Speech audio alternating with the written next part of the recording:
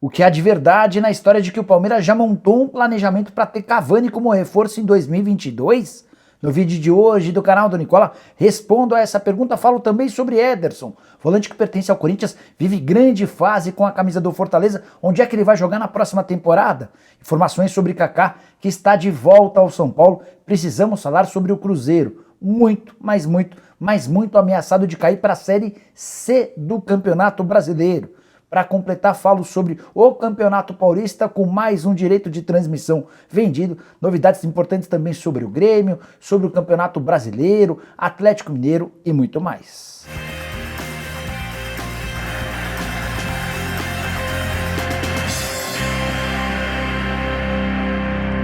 Fala aí pessoal, sou o Jorge Nicola, bem-vindos a mais um vídeo do canal. Bem bacana ter vocês por aqui. Antes de começar a passar as informações, dois pedidos. Para vocês deixarem like no vídeo, se inscreverem no canal, além de se inscrever, ativa também a notificação, assim você passa a receber informações ou ser avisado toda vez que a gente fizer vídeo novo, ou o programa do Nicola dessa quarta-feira começa às 7 horas da noite, combinado? Bom, bora começar o vídeo, não sem antes lembrar que ele tem um oferecimento de 1xBet, a casa de apostas esportivas, que tem como parceiros Liverpool, Chelsea, Barcelona, entre vários outros grandes clubes do mundo.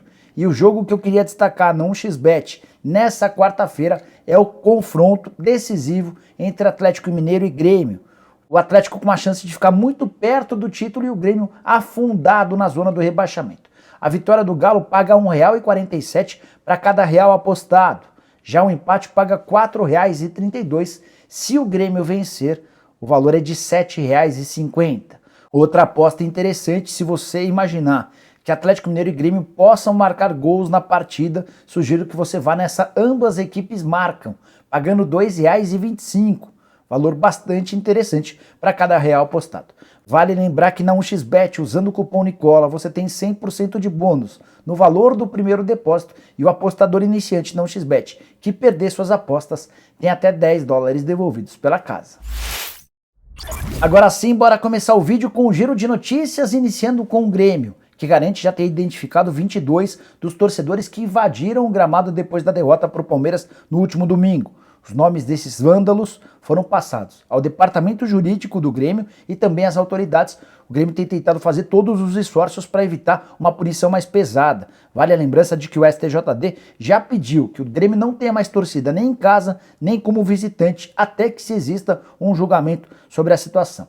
Bora contar também que o Renato Kaiser marcou mais um gol contra o Flamengo nessa terça-feira, mostrando como ele tem sorte diante do rubro-negro. Em 6 jogos foram 4 gols marcados. O Kaiser marcou o primeiro gol do empate em 2-2 do Atlético contra o Flamengo. Resultado espetacular para o Atlético Mineiro, que entra em campo na noite dessa quarta-feira contra o Grêmio, diante de provavelmente 60 mil torcedores, com a possibilidade de abrir 12 pontos em relação ao Flamengo.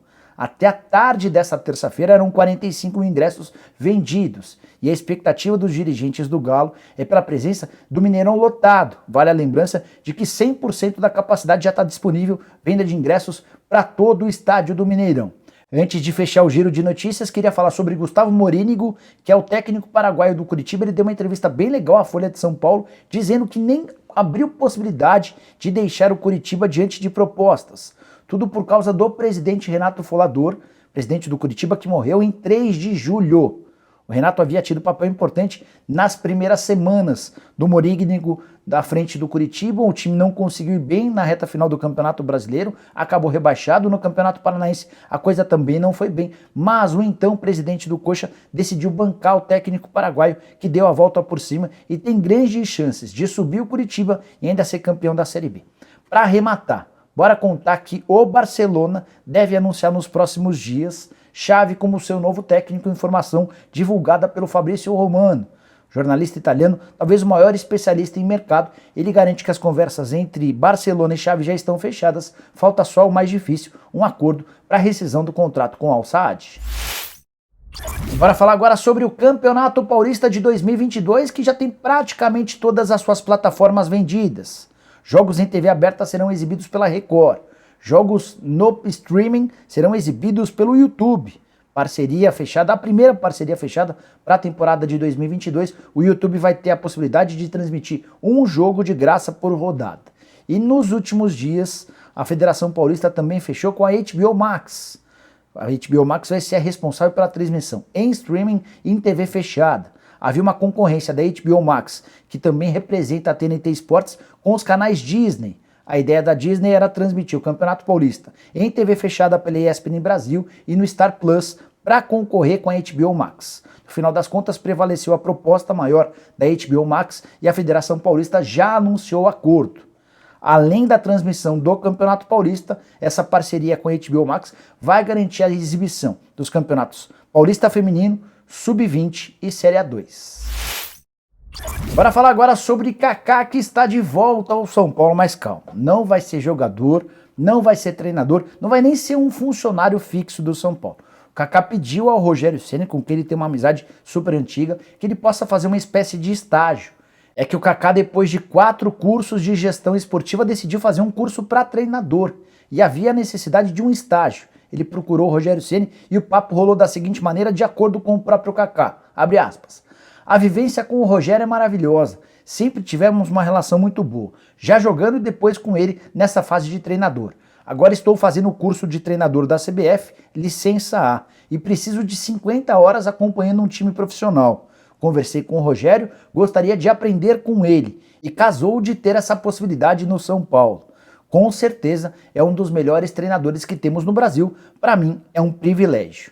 Vale contar que o Kaká e o Rogério Ceni jogaram juntos de 2001 a 2003 e depois em 2014.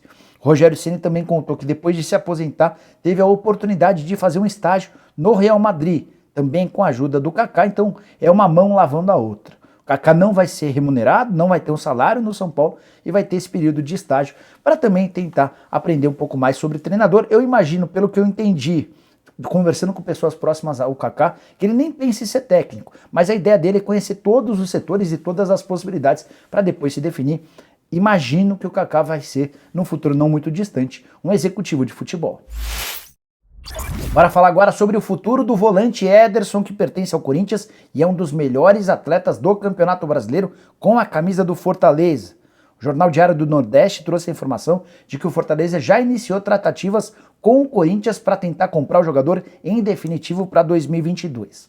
Fui checar essa informação com todos os lados, com o presidente Marcelo Paz, do Fortaleza, com uma fonte minha no Corinthians e com o empresário do jogador, o André Cury. A primeira coisa que eu quero contar para vocês é que, apesar de muita gente garantir, não existe um valor de opção de compra definido em contrato. 2 das 3 pessoas que eu vi asseguraram que não existe um valor combinado. Então vai depender muito da capacidade financeira do Fortaleza e, mais do que isso, das propostas que o Corinthians vai ter. Senti que o Ederson não terá espaço no Corinthians em 2022, mesmo jogando muita bola pelo Fortaleza. Até porque o Corinthians já contratou recentemente o Renato Augusto e o Juliano e vai fechar com o Paulinho. O anúncio deve ocorrer nos próximos dias. O Ederson vai buscar espaço em outros clubes. Se não aparecer proposta de fora e se não aparecer um clube com mais grana do que o Fortaleza, a possibilidade de permanecer no Leão do Pici é muito bem avaliada pelo jogador. E aí quero dar outra informação exclusiva e super importante. O Corinthians gostaria de negociar o Ederson por pelo menos 8 milhões de euros, que hoje equivalem a 52 milhões de reais. Mas, porém, contudo e todavia, o Corinthians, quando o tirou do Cruzeiro, prometeu uma série de pagamentos ao Ederson, a seu empresário e a outras pessoas. E esses pagamentos estão com atraso.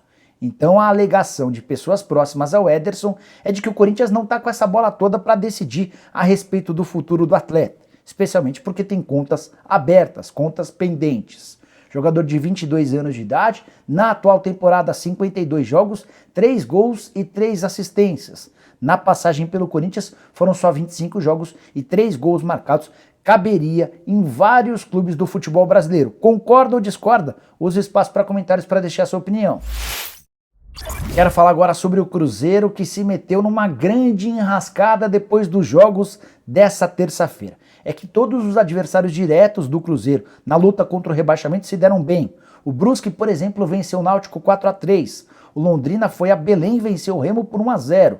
A Ponte Preta quase venceu o Goiás em Goiânia. Estava ganhando por 2-0, tomou um 2-1 e voltou para Campinas com um 2-2. Esses 3 resultados fizeram com que o Cruzeiro ficasse muito ameaçado de cair para a 3ª divisão.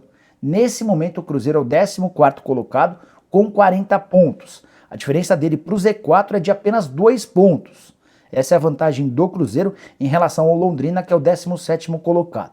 É importante contar que o Cruzeiro com 40 pontos, a Ponte tem 39, o Brusque e o Londrina tem 38. Só que o Cruzeiro não pode terminar empatado em pontos com nenhum desses adversários, porque ele tem menos vitória do que os rivais. E número de vitórias é o primeiro critério de desempate. Para piorar tudo, os 2 próximos jogos do Cruzeiro são contra adversários diretos. Na sexta-feira ele vai a Londrina e enfrenta o Londrina. Na terça-feira da semana que vem recebe o Brusque. O Cruzeiro não vai poder perder em hipótese alguma para o Londrina e vai precisar vencer com todas as suas forças o Brusque na terça-feira da semana que vem no Independência. Permanência na Série B é fundamental para que o Cruzeiro consiga levar adiante o projeto de Sociedade Anônima do Futebol. Certamente, se ele cai para a Série C, o seu valor de mercado vai se tornar ainda menor diante dos olhos de investidores internacionais. O pessoal da XP garante que já existem vários interessados, mas na terceira divisão, certamente o valor do Cruzeiro vai ser bem menor. Só para completar 2 informações adicionais. Nos últimos 10 jogos, o Cruzeiro tem apenas 2 vitórias. São 2 vitórias, 5 empates e 3 derrotas. E de acordo com o Infobola, site do matemático Tristão Garcia, hoje a chance do Cruzeiro ser rebaixado é de 14%. Reconheço que a minha preocupação é bem maior do que esse número de 14%. Bora fechar o vídeo falando sobre essa história de Cavani no Palmeiras. Estou repercutindo uma informação trazida pelo site Mercado da Bola, que afirma que o Palmeiras já montou uma estratégia para contratar o Cavani em 2022. Certamente contratação que teria a aprovação e a condução da Leila Pereira, a próxima presidente do Palmeiras. Que o grande objetivo da Leila e de seus aliados é trazer um centroavante de peso, um camisa 9, isso é inegável. O nome dos sonhos da Leila e das pessoas mais próximas era o do atacante Pedro, centroavante do Flamengo. O nome está praticamente descartado. O Flamengo não vai vender o Pedro justamente para um grande rival, para alguém com quem ele vai duelar a todo instante na próxima temporada. Então, sem a contratação do Pedro, é natural que o Palmeiras comece a se debruçar em outros nomes. Imaginar o Cavani em janeiro é algo completamente inviável. É que o uruguaio tem contrato com o Manchester United até junho. E passou a jogar com mais frequência pelos Diabos Vermelhos. Por exemplo, nessa terça-feira ele esteve em campo nos 22 minutos finais do confronto contra a Atalanta na Liga dos Campeões da Europa. Repito, o contrato termina em junho e até lá a tendência é que ele fique, até porque o Cavani ganha 6 milhões de reais por mês em Manchester. O salário dele inclusive é semanal. Você junta tudo, dão esses 6 milhões de reais por mês, valor completamente incompatível com a realidade financeira do Palmeiras ou de qualquer clube da América do Sul. Mas como o Cavani tem afirmado já há algum tempo que quando o contrato dele com o United terminar, ele gostaria de vir para a América do Sul para ficar mais perto dos familiares, dá sim para imaginar que o Palmeiras possa ter chance de concorrer a partir da metade do ano. O grande problema é ter de esperar mais 6 meses da próxima temporada até a contratação do jogador. A partir de 1º de janeiro, o Cavani já pode assinar um pré-contrato. Duvido que ele tenha pressa para assinar esse pré-contrato, até porque o tempo vai jogar a favor dele. Quanto mais próximo do fim, mais propostas devem aparecer. Mas se a gente imaginar que o Palmeiras vai concorrer com o Flamengo, com o Atlético Mineiro, com algum clube argentino, dá sim para acreditar que o Palmeiras tenha chances reais de fechar com o centroavante. Isso, é claro, se ele não quiser continuar no futebol europeu.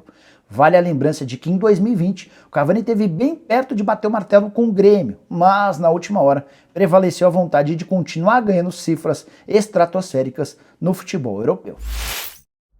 Bom, pessoal, eram todas essas as muitas informações que eu queria dividir com vocês no vídeo de hoje do canal da Nicola. Espero que vocês tenham curtido o vídeo e deixem like por aqui. Quem ainda não se inscreveu no canal vai apertar esse botãozinho vermelho de inscreva-se. A gente se encontra à tarde com mais um vídeo e a partir das 7 da noite com o programa do Nicola. Abraço, tchau, tchau!